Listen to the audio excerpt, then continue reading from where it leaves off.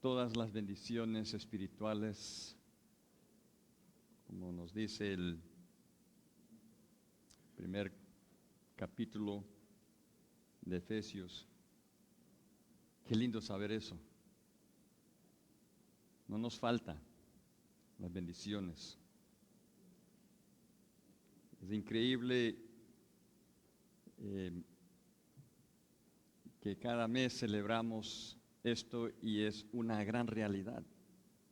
No lo hacemos solo caprichosamente, solo por tradición. Obviamente lo hacemos porque Cristo lo instituyó, lo mandó. Y lo lindo es que siempre hay relevancia, siempre tiene relevancia este acto de recordar ese amor derramado en esa cruz. Y es nuestra intención siempre crecer en el conocimiento de Cristo. Y hay dos poderosos recursos que Dios nos ha regalado para cultivar nuestra intimidad con Él. Y desde pequeño lo hemos oído en ese cántico. Niños pequeñitos, si quieres crecer, lea la Biblia, ore también. Lea la Biblia, ore también. Si quieres crecer, sí. ¿Se acuerdan? Y lo enseñamos a los niños y es una profunda realidad, hermanos. Es una verdad cierta. Si queremos crecer, esos dos recursos que Dios nos ha dado es la Biblia y la oración. La Biblia y la oración. La Biblia es Dios hablando a nosotros y la oración es nosotros hablando a Dios. Así se lleva a cabo la intimidad de la relación que tenemos con Dios. Pero muchos no aprovechan de estos recursos y a menudo se encuentran ahogándose en la desesperación o aún en su propio pecado. Algunos quizás sí usan estos recursos, pero quizás no con sinceridad, no con una buena disciplina, no con un corazón consagrado, y se encuentran ellos igualmente en miseria. Estos son dos poderosos recursos que nos pueden levantar en tiempos de fuerte aflicción. Y en la estrofa que estamos estudiando, no cabe duda de que el salmista tomó en serio el uso de estos recursos para superar la desesperación que le pudo haberle agobiado, derrumbado. Nos encontramos entonces en la estrofa Yod del Salmo 119, la estrofa Yod del Salmo 119, específicamente los versículos 73 al versículo 80. Quiero que sigan la lectura conmigo, versículo 73 al versículo 80 del Salmo 119. Tus manos me hicieron y me formaron. Hazme entender y aprenderé tus mandamientos. Los que te temen me verán y se alegrarán, porque en tu palabra es esperado. Conozco, oh Jehová, que tus juicios son justos y que conforme a tu fidelidad me afligiste. Sea ahora tu misericordia para consolarme conforme a lo que has dicho a tu siervo. Vengan a mí tus misericordias para que viva, porque tu ley es mi delicia. Sean avergonzados los soberbios, porque sin causa me han calumniado, pero yo meditaré en tus mandamientos. Vuélvanse a mí los que te temen y conocen tus testimonios. Sea mi corazón íntegro en tus estatutos, para que no sea yo avergonzado. Comenzamos el estudio de esta estrofa la semana pasada y el título que le he puesto es la palabra, la confianza para las más íntimas peticiones al Señor. La confianza para las más íntimas peticiones al Señor. Y lo que se encuentra en estos 8 versículos son 2 aspectos de esa confianza sólida que debemos tener cuando levantamos nuestras peticiones al Señor. La semana pasada vimos la primera de estos aspectos, que son 3 convicciones de una confianza sólida. Los versículos 73 al versículo 75, los primeros 3 versículos de la estrofa. La primera convicción es tener esa convicción, esa entrega, podemos decir, al plano único del Señor. Al plano único del Señor, en el versículo 73, cuando Él dice, tus manos me hicieron y me formaron, me establecieron. Me formaron en tal manera que Dios ha dado a cada uno de sus hijos un plano a que seguir. Cada uno tiene su ADN, podemos decir, espiritual. Es un plano de Dios, un plano único del Señor. Segundo, vimos la convicción del pueblo regocijante del Señor. Y el salmista en el versículo 74 quería que el pueblo de Dios, el pueblo que teme a Dios, pueda ver el crecimiento del salmista y regocijar y alegrar. Como dice ahí, los que te temen me verán y se alegrarán. Y tercero, la tercera convicción es la convicción de la providencia del Señor, reconociendo que es Dios mismo que ha puesto, que ha orquestado en este plano todo lo que ocurre y tiene un propósito. Por eso en el versículo 75, conozco, oh Jehová, que tus juicios son justos y que conforme a tu fidelidad me afligiste. Tú me afligiste. La aflicción en la cual me encuentro es parte de ese plano de Dios. La aflicción en la cual me encuentro es la aflicción que Dios ha dado. La fuente de esa aflicción es Dios mismo. Bueno, hoy veremos el segundo aspecto,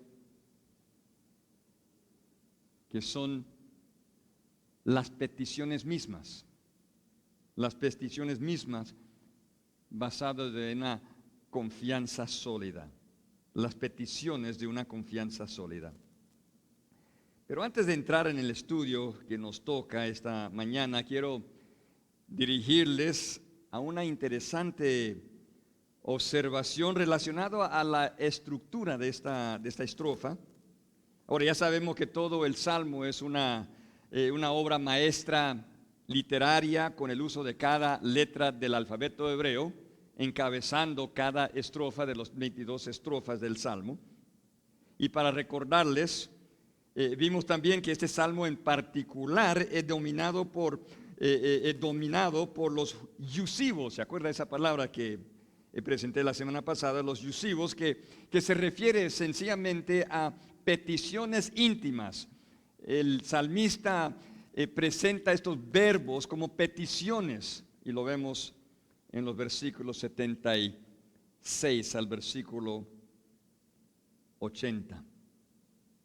Y estas peticiones íntimas tiene como fundamento esas convicciones que vimos la semana pasada en los primeros 3 versículos.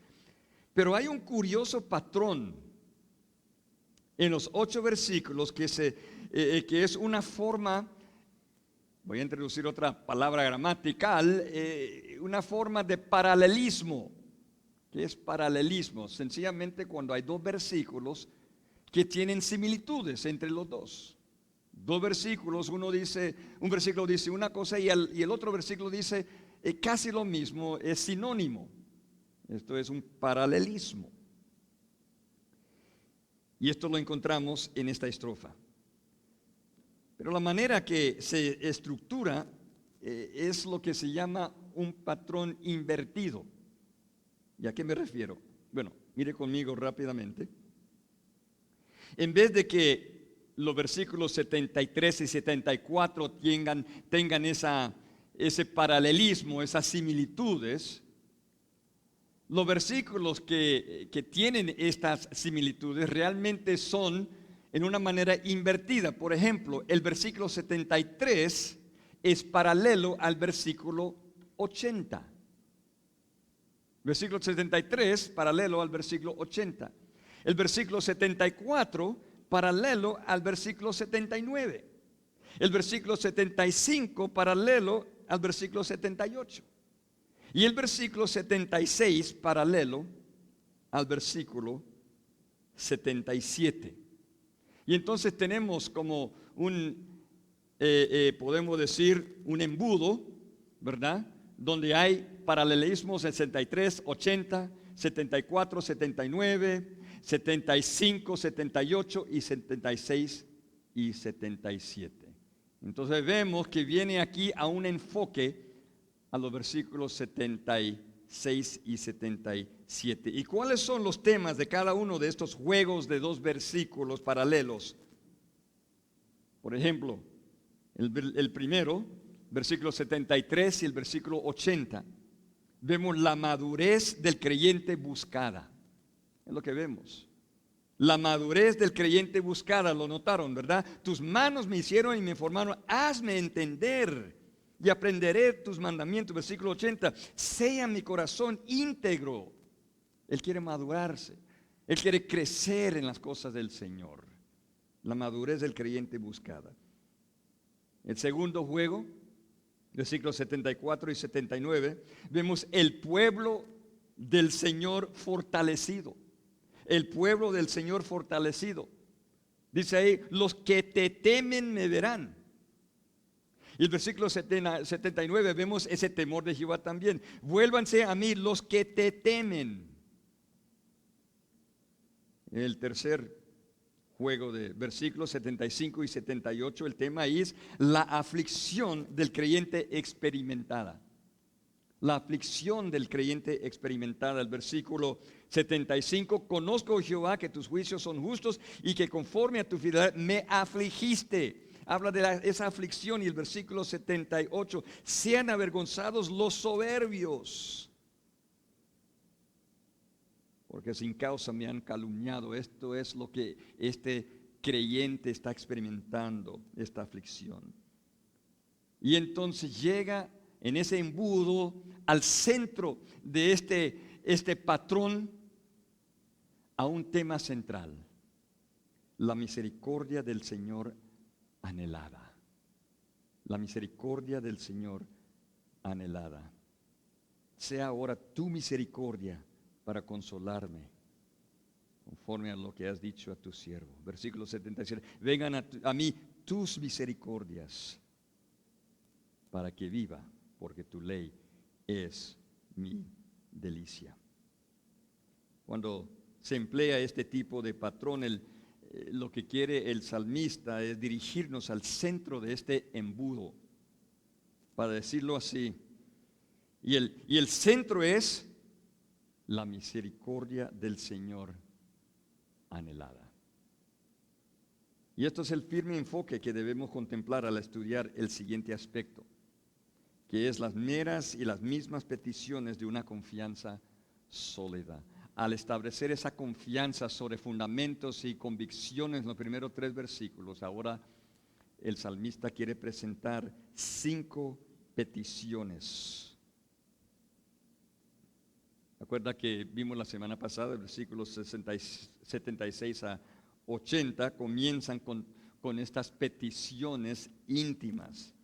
Y esto es una indicación de que lo que sigue es la íntima, el íntimo deseo, el íntimo anhelo del salmista a su Señor. Y como les acabo de decir, toda esta estrofa sigue un patrón intencional que llega al enfoque central a los versículos 76 y el versículo 77. Estos dos versículos son de suma importancia para los hijos de Dios. En tiempos de gran tribulación, de dificultad, de aflicción, son estas grandes verdades que le brinda fuerza para poder seguir en un camino lleno de pruebas. Y en estos versículos vamos a ver estas 5 peticiones que brota de una confianza sólida. Y la primera petición que uno puede levantar con confianza es la petición por la misericordia del Señor.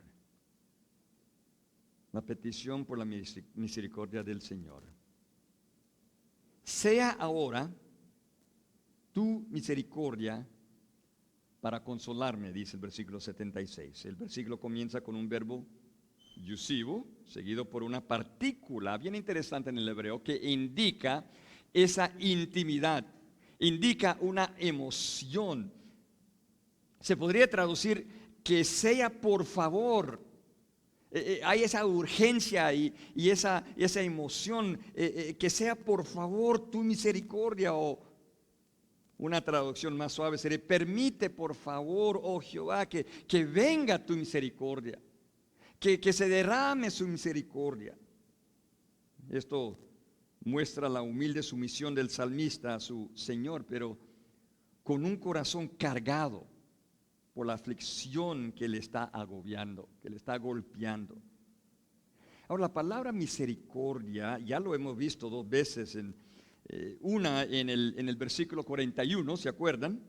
Venga a mí tu misericordia, dice ese versículo, oh Jehová. Y lo vimos también en el versículo 64. De tu misericordia, oh Jehová, está llena la tierra. Y cuando estudiamos esos versículos se observó que esa palabra es una palabra sumamente clave en el vocabulario que cada creyente debe manejar. Es la palabra Hesed en el hebreo. Me imagino que cada judío, cuando oía esa palabra Hesed, se llenaba de esperanza, se llenaba de emoción, porque tiene todo que ver con la bondad de Dios. Se vincula a la fiel lealtad del Señor a su pacto. Conlleva la idea de gracia, de amor, de bondad, de fidelidad. En un sentido, podemos decirlo en esta manera, hermanos, en un sentido es el atributo más deseado para los hijos del Señor. No sé si lo han pensado. Es el atributo más deseado. La misericordia, la lealtad de Dios, especialmente en tiempos de aflicción. Los hijos del Señor son receptores de esta gran gracia del Señor, no porque lo merecen, no porque son mejores que otros, sino porque Dios es un Dios fiel a su pacto, fiel a sus promesas. Esto es lo que fortalece la confianza del salmista. Dios es fiel en derramar misericordia. Entonces lo que él anhela es que la gran misericordia de Dios se manifiesta en una inmediata consolación. Por eso dice: sea ahora tu misericordia para consolarme. Para consolarme. El verbo consolarme expresa el deseo de una intensa, una íntima y dinámica consolación. En otras palabras, el salmista pide a su Señor que Él derrame su fiel misericordia para producir inmediata y continua consolación. Y Él tiene toda la confianza en esta petición por la relación que él goza con su Dios, como lo expresa en la frase que sigue. Él mira lo que dice: sea ahora tu misericordia para consolarme conforme, según lo que has dicho a tu siervo. La idea es según tu promesa, o como has prometido a tu siervo, como has prometido a tu esclavo. También expresa la relación sumisa del esclavo a su amo, pero con el gran privilegio de ser uno que recibe las promesas bondadosas del Señor. El salmista reconoce que el consuelo del Señor no es una de muchas opciones a las cuales él puede acudir. El consuelo del Señor es la suprema consolación, y su alivio es sin igual. Realmente no se puede encontrar genuina consolación sin la misericordia del Señor. Considerando el versículo anterior, el hecho de que el Señor es la fuente de la aflicción, ahí en versículo 75, y conforme a tu fidelidad me afligiste. Considerando esto, el salmista también tiene toda la confianza de que el Señor es la fuente del supremo alivio para él. Dios lo afligió, pero Dios lo puede aliviar. Y la razón es porque encaja con el plan de promesas que el Señor le ha dado. Qué precioso esto. Hermanos, este es el mismo Dios con la misma misericordia que nos alivia con la misma consolación. Es una suprema consolación porque se basa en promesas divinas, promesas seguras. Así lo ha prometido. Y sus promesas no son revocables. Sus promesas son totalmente y absolutamente seguras. Vemos esto en esa maravillosa promesa expresada en Romanos 8, versículo 35 y adelante. Un increíble pasaje para alentarnos. ¿Quién nos separará del amor de Cristo? ¿Tribulación, o angustia, o persecución, o hambre, o desnudez, o peligro, o espada? Como está escrito, por causa de ti somos muertos todo el tiempo, somos contados como ovejas de matadero. Antes, en todas estas cosas somos más que vencedores por medio de aquel que nos amó. Por lo cual estoy seguro de que ni la muerte, ni la vida, ni ángeles, ni principados, ni potestades, ni lo presente, ni lo porvenir, ni lo alto, ni lo profundo, ni ninguna otra cosa creada nos podrá separar del amor de Dios que es en Cristo Jesús, Señor nuestro. Qué alentador. Nada nos puede separar. Ahora, es importante tener en cuenta que la promesa, bien interesante y bien importante esto, la promesa no es un alivio físico inmediato. Lo repito, la promesa no es un alivio físico inmediato. Quizás ni vendrá ese alivio físico. La promesa es que Dios jamás nos va a tratar en una manera injusta. Jamás nos va a abandonar. Su suprema consolación es que Él se encargará de preservarnos. Oigan esto, escuchen. De preservarnos ya sea de la aflicción o por la aflicción. En otras palabras, en algunas ocasiones habrá alivio físico inmediato. En otras ocasiones habrá alivio después de un largo tiempo de aflicción. Y en otras ocasiones no habrá alivio físico y la aflicción pudiera terminar en una muerte física. Pero en cada una de estas ocasiones, cada una de estas, Dios es fiel en preservarnos hasta el fin. Escuchen. Dios es fiel en preservarnos hasta el fin. Él es fiel en enseñarnos su bondad, enseñarnos su misericordia. Él es fiel en conformarnos a la imagen de su Hijo Jesucristo. Él es fiel a su promesa de una vida eterna con Él. Y nada, absolutamente nada podrá separarnos de su infinito amor. Qué gloriosa realidad, hermanos. Nada. Esta es la confianza que tenemos en pedir por la misericordia del Señor. Ahora vemos la segunda petición del salmista, que es bien similar a la primera, pero sí hay diferencia. Es la petición por la compasión del Señor. La primera es la petición por la misericordia del Señor, y la segunda petición por la compasión del Señor. Bien interesante este versículo. Vengan a mí, dice el versículo 77, vengan a mí tus misericordias para que viva. En la Reina Valera usa la misma palabra.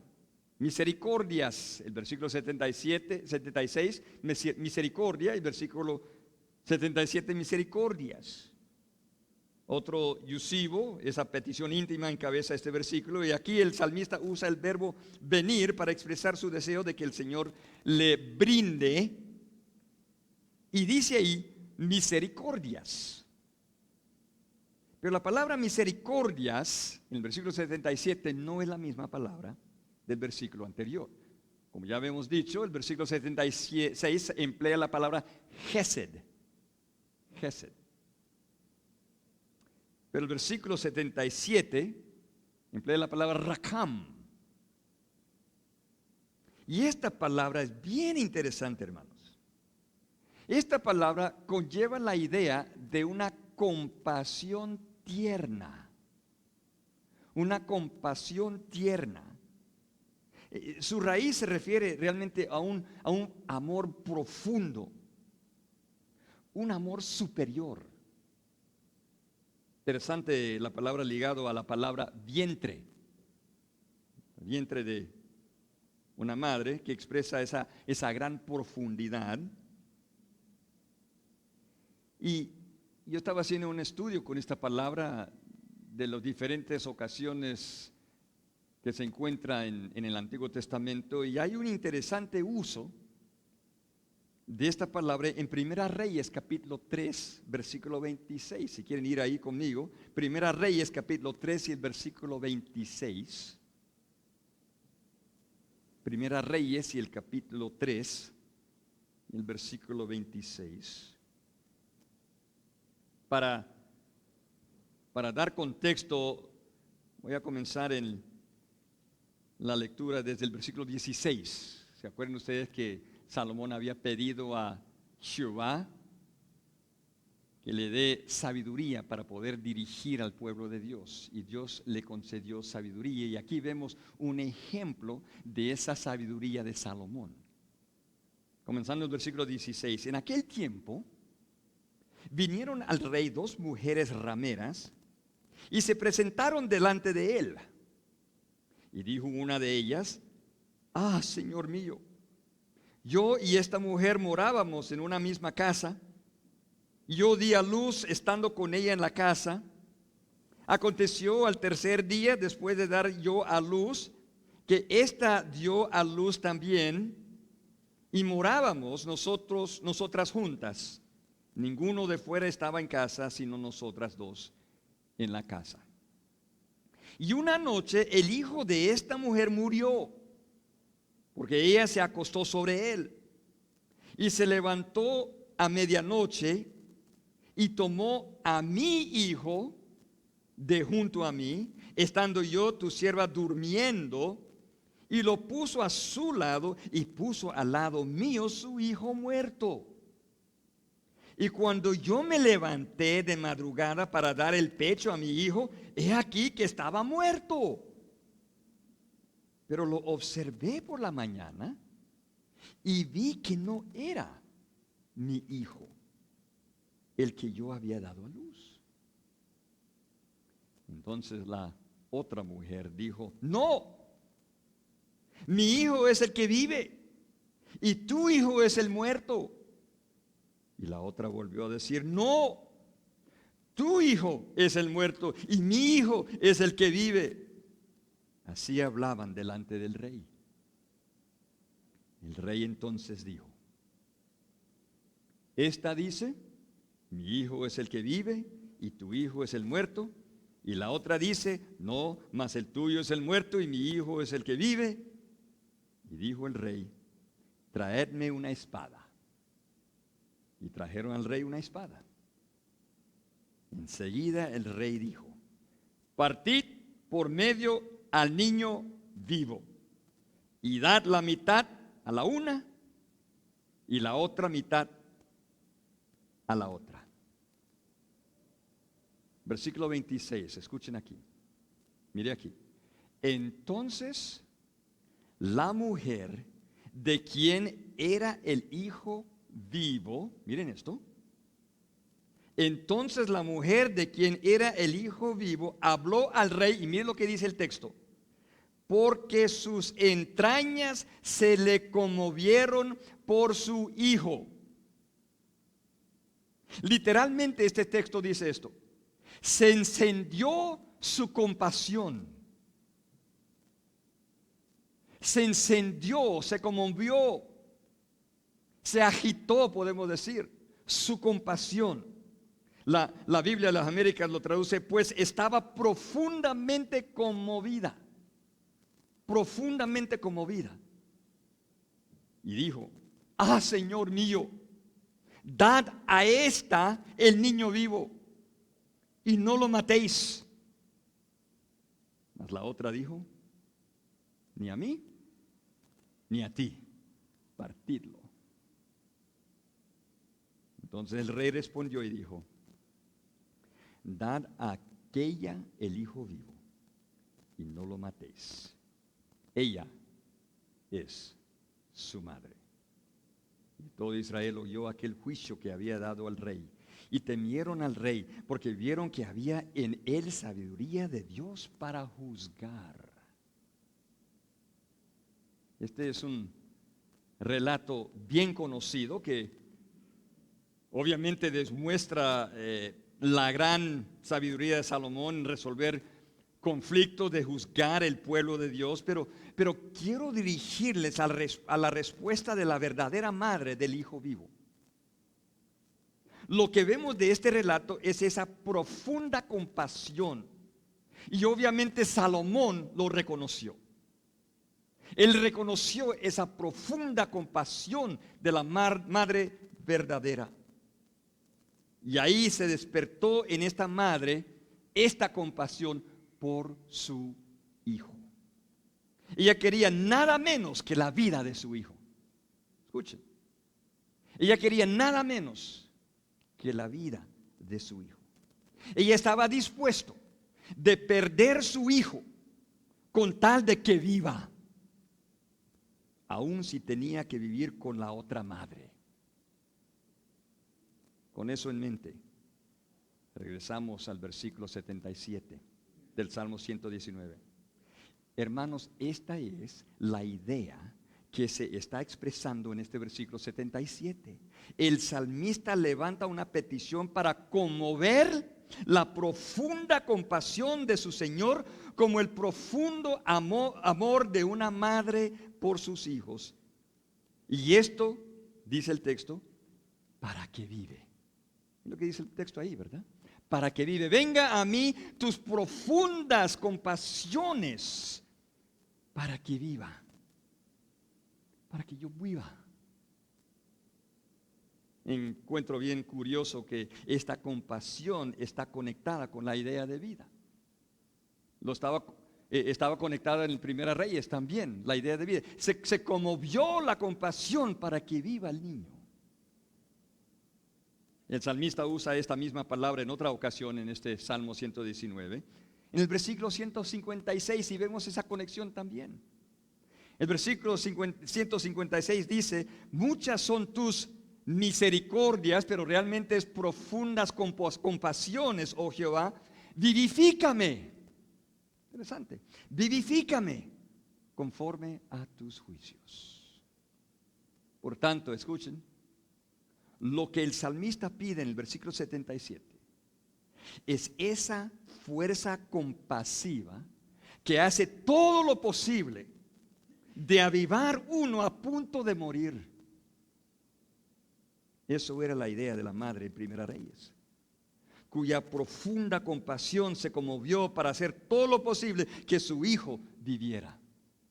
Y el salmista sabe que eso es el poder de la compasión de Dios, un poder que aviva a un muerto. Hermanos, lo que habíamos celebrado en la Santa Cena,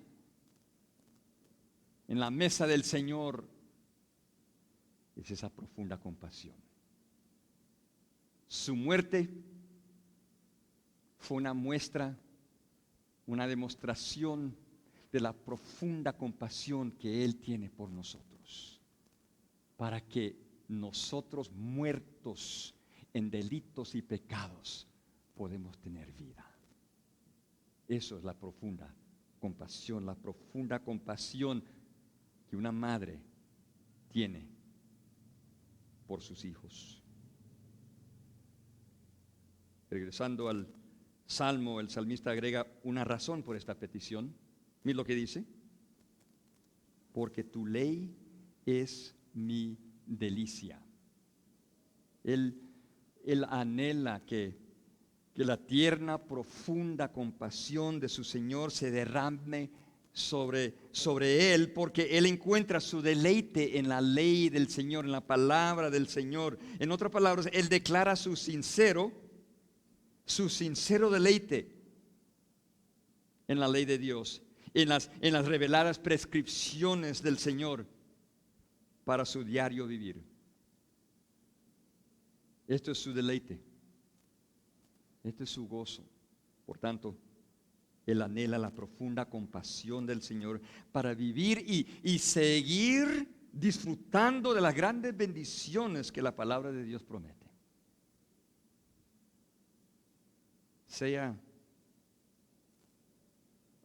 Vengan a mí tus compasiones para que viva.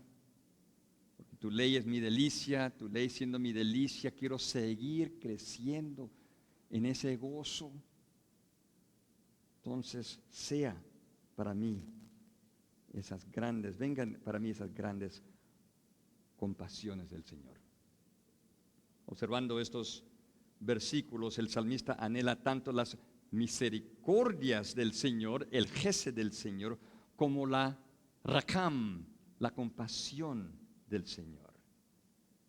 Interesante en la lectura esta mañana de Lamentaciones, capítulo 3, en el versículo 22 encontramos las dos palabras, gesed y rakam. Y es un versículo tan precioso. Por la misericordia, esa lealtad del Señor, por la misericordia, por la lealtad de Jehová, no hemos sido consumidos, porque nunca decayeron realmente es compasiones, sus compasiones profundas. Dios derrama su gesed y derrama su raham. Él derrama su misericordia y Él derrama su profunda compasión. Eso es el sentir del salmista en el versículo 76 y el versículo 77. Qué gran verdad encontramos en estos impactantes versículos. Hermanos, tenemos un Dios que ejerce una profunda compasión hacia nosotros para asegurar y preservar nuestra vida en cualquier tiempo, ya sea afligidas o sea tiempos prósperos. La imagen de una madre haciendo todo lo posible para preservar la vida de su hijo nos enfoca a una vívida descripción de esta profunda compasión. Este es el Dios que adoramos. Y si Él sabe que nos deleitamos en su palabra, ¿cuánto más nos dará esta profunda compasión? Hermanos, con un amor a Él, con un amor a su palabra, tengamos la confianza de pedir a nuestro Señor que derrame esa profunda compasión sobre nuestras vidas. Pero no solo esto, también podemos tener la confianza en versículo 78, la petición por la justicia del Señor. Encontramos la tercera petición, la petición por la justicia del Señor. Versículo 78, sean avergonzados los soberbios, porque sin causa me han calumniado. Otra vez observamos el yusivo, esa petición íntima, iniciando este versículo. Y aquí se aclara un poco el tipo de aflicción que el salmista estaba experimentando. En la estrofa anterior, específicamente en el versículo 69, también se menciona a los soberbios, ¿se acuerdan? Cuando estudiamos esos versículos, se describió a los soberbios como personas arrogantes, personas presuntuosas, es decir, personas que se creen mucho de sí mismos, personas que se ponen como una autoridad. También habla de personas que rebelan, que son desobedientes, quienes por su propia voluntad toman decisiones contra una autoridad, y en este caso la autoridad de Dios. Y este versículo, como en el versículo 69, habla de sus intenciones. Los soberbios tenían intenciones de hacer bastante daño al salmista. Literalmente dice este versículo, porque con una mentira me han negado la justicia. Es lo que dice ahí. Sean avergonzados los soberbios, porque con una mentira me han negado la justicia. Me han negado la justicia.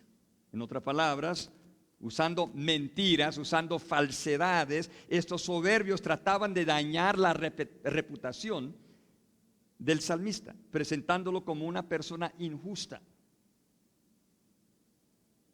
La petición del salmista es que ellos sean avergonzados.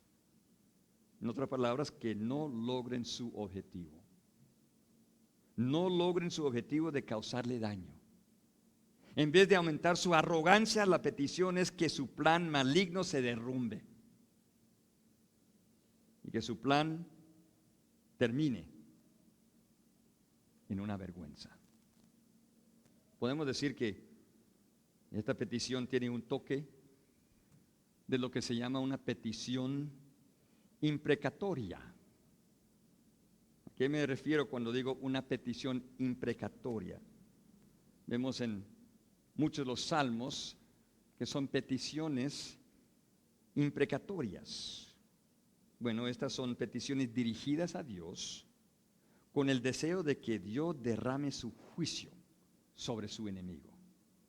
Eso es una petición imprecatoria, pidiendo a Dios: juzgue con tu ira a mi enemigo. El salmista reconoce que lo que estos malvados han hecho es realmente un acto contra Dios y quiere que el Señor les trate con justicia, que estas personas no sean vindicadas y que por su maldad Dios estorbe sus planes malignos. Bueno, pero es posible que el sentir del salmista es el mismo sentir del salmista Asaf en Salmo 83. Bien interesante el Salmo 83, versículo 16. Asaf dice en ese Salmo, el versículo 16, llena sus rostros de vergüenza. Obviamente, queriendo que Dios avergüence a sus enemigos. Y mire lo que dice: ¿y para qué busquen tu nombre, oh Jehová. Avergüéncelos para que ellos puedan buscar tu nombre. Es posible que al pedir al Señor que Él les avergüence, el salmista tiene como fin la salvación de estos, como lo expresa este Salmo 83, para que busquen tu nombre, oh Jehová. De todos modos, lo que queda claro es que la petición es que Dios trate justamente con sus enemigos. Y noten que Él encomienda a Dios el ejercer justicia. El salmista bien sabe que no corresponde a él el ejercer juicio, o aún podemos decir a ejercer venganza. Como dice Romanos 12:19, no os venguéis vosotros mismos, amados míos, sino dejad lugar a la ira de Dios, porque escrito está: mía es la venganza, yo pagaré, dice el Señor. Regresando al Salmo 119, versículo 78, en la última frase, el salmista hace un fuerte contraste. Versículo 78. Sean avergonzados los soberbios, porque sin causa me han calumniado. El salmista hace este fuerte contraste y está diciendo, en vez de participar en las obras malignas que pervierten la justicia, él dice: pero yo, no como los soberbios, pero yo meditaré en tus mandamientos. Los soberbios dedicaban su tiempo, dedicaban sus esfuerzos en maquinar falsedades contra el salmista. Sin embargo, el salmista iba a combatir toda esta maldad con su devoción, su dedicación al contemplar fervientemente los preceptos de Dios. La palabra ahí realmente es preceptos de Dios. Y en base de eso, él hace la petición por la justicia del Señor sobre sus enemigos. Ahora, ¿cuál es la lección para nosotros en base de este versículo? Bueno, primero, debemos tener toda la confianza, hermanos, que Dios es siempre justo, siempre. Aun cuando parece que el enemigo está prosperando. Dios siempre es justo, aun cuando el enemigo parece ser que está prosperando. Debemos de descansar en la justicia del Señor, pero a la vez pedir que Dios les cambie para que busquen su nombre. Segundo, no enfocarnos ni preocuparnos por las falsedades contra nosotros, con tal de que somos consistentes en meditar en la palabra de Dios. Lo repito, no enfocarnos ni preocuparnos por las falsedades contra nosotros, con tal de que somos consistentes en meditar en la palabra de Dios. Y tercero, tener paciencia.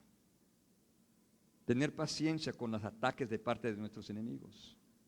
Dios tiene un plan para que crezcamos en paciencia ante estos fuertes ataques. Por tanto, pidamos con una confianza sólida al Señor por su justicia. Ahora el versículo 79 nos expresa la cuarta petición, la petición por un pueblo solidario. La petición por un pueblo solidario. Versículo 79. Vuélvanse a mí los que te temen.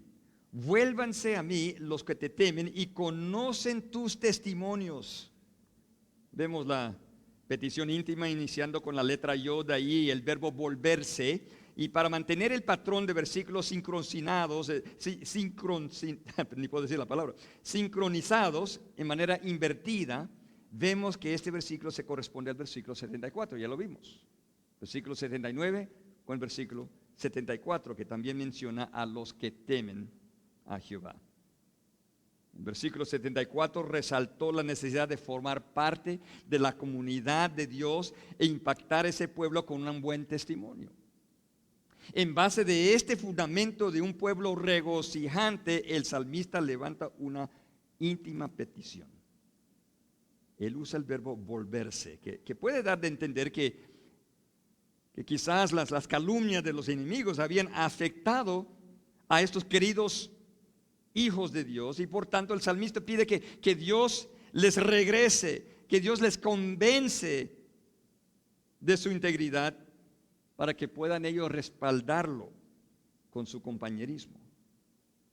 O puede sencillamente significar que en tiempos de angustia, como lo estaba experimentando, que sus compañeros en la fe se reúnen con él para crear una fuerza de solidaridad. De todos modos, lo que el salmista anhela es un pueblo con quien él puede relacionar y tener una linda comunión.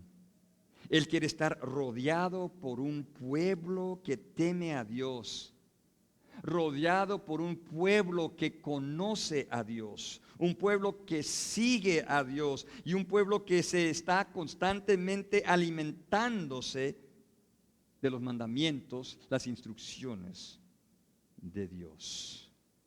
Vuélvanse a mí los que te temen y conocen tus testimonios y que se alimenten de sus testimonios.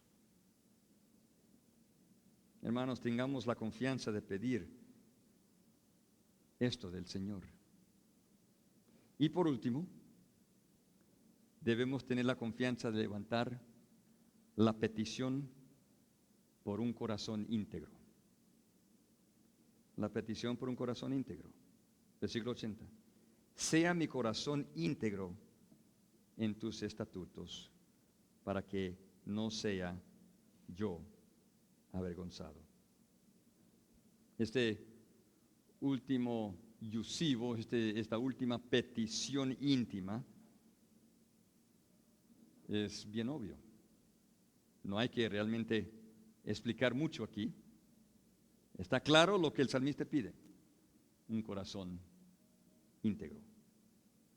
A diferencia de los soberbios, el salmista no quiere una vida marcada por falsedades. No quiere una vida que revela contra la voluntad de Dios. No quiere una vida de concesiones. No quiere una vida que justifica el pecado. No quiere una vida vergonzosa. Él quiere una vida madura. Él quiere una vida íntegra. Íntegra en las cosas de Dios. Íntegra en los estatutos de Dios. Él quiere estar cimentado en la palabra del Señor. El salmista reconoce que para madurar en tal vida no solo es de modificar su conducta. Muchos creen que si solo cambio mi comportamiento, esto será suficiente. Eso no es lo que quiere el salmista. Porque él reconoce que se requiere una madurez no externa, sino interna. Se requiere un continuo ajuste de la mente, de la voluntad, de las emociones. Y este ajuste tiene que ser una constante búsqueda que el corazón sea sin mancha, que la conciencia sea limpia, que mis pensamientos sean sanos, que mis pensamientos sean íntegros. Es ahí donde mi conducta reflejará una vida irreprensible. ¿Se acuerdan lo que dijo Salomón a su hijo en Proverbios 4:23? Sobre toda cosa guardada, guarda tu corazón. Guarda tu corazón, porque de él mana la vida. Y el salmista termina esta estrofa expresando el propósito de esta petición. ¿Para qué? Para que no sea yo avergonzado. Él no quiere terminar como los soberbios. Él no quiere ser avergonzado. Es decir, él no quiere una vida hipócrita, que en el fin termina a ser expuesto su piedad falsa. Esto sería el colmo de la vergüenza. Ser expuesto que realmente era un hipócrita. Él quiere terminar firme. Él quiere terminar fiel. Fiel en el camino del Señor. Él sabe que esto es difícil. Todos nosotros sabemos que es difícil. Especialmente cuando está rodeado por fuertes tentaciones y viles enemigos. Pero no hay vida más noble, no hay vida más noble que ser íntegro en la palabra de Dios, de seguir sus caminos conforme a la palabra de Dios. Este mismo deseo, este mismo anhelo debe radicar en nuestros corazones, hermanos. Debemos pedir a Dios diariamente por un corazón irreprensible, un corazón íntegro. No queremos vivir una mentira. Quizás algunos aquí se presentan como un gran santo, pero realmente están viviendo una vida hipócrita. En el fondo saben que su vida no agrada a Dios, pero siguen viviendo esa mentira. Es tiempo de arrepentirse. Es tiempo de ver los símbolos que hemos comido y tomado y considerar todo lo que Cristo ha hecho por nosotros. Y nuestra respuesta no es una vida hipócrita, tiene que ser una vida íntegra, arrepentida. Podemos acercarnos a Él y podemos hallar limpieza del Señor. Pídele a Él que te dé un corazón íntegro y Él sí te lo dará. Qué preciosa estrofa hemos estudiado. La palabra, la confianza para las más íntimas peticiones al Señor. Pero los que no conocen al Señor en una manera personal no podrán gozar de estas grandes verdades, porque se requiere una vida rendida al Señor en una manera personal. Y la única manera que uno puede tener una relación personal con Dios es a través de su Hijo Jesucristo. Y quizás habrá algunos aquí que nunca han oído el Evangelio de Jesucristo. Sencillamente, estos son los elementos del Evangelio. Primeramente, Dios es santo, Dios es justo, Dios es soberano. Y Él requiere de sus criaturas santidad. Pero el hombre es pecador. El hombre es un hombre depravado. Y no hay manera que ese hombre puede alcanzar el favor de Dios. Nada puede hacer él para alcanzar el favor de Dios. El tercer elemento. Primero, Dios es santo. Segundo, Dios es pecador. Tercero, Dios proveó la solución. Es Jesucristo. Eso lo celebramos hoy. Él vino, tomó sobre sí el castigo que nosotros merecíamos. Y ahora, elemento número 4, al depositar nuestra fe en Él, en la persona de Cristo y la obra de Cristo, Él nos da salvación, la vida eterna, el perdón del pecado. Él nos pide que lo sigamos a Él. Bueno, hemos visto 3 convicciones en los versículos 73 al 75 y 5 peticiones que buscan la misericordia de Dios, la justicia de Dios, un pueblo solidario y una madurez sincera. Si nuestras sinceras oraciones son marcadas por estas nobles e íntimas peticiones, nuestra vida va a cambiar radicalmente, hermanos. Entonces, hermanos, vivamos siempre dependiendo de nuestro Señor y dándole siempre a Él su merecido gloria. Oremos. Gracias, Señor, por esta estrofa con bastante intimidad de parte del salmista en relación con su Señor. Nobles peticiones que encontramos ahí, Señor. que podamos nosotros también profundizar nuestro conocimiento a estas peticiones y en igual manera levantar estas peticiones también para vivir una vida íntegra ante tus ojos para la honra y gloria del Señor. Oramos todo esto en el nombre precioso y poderoso de nuestro Señor Jesucristo. Amén.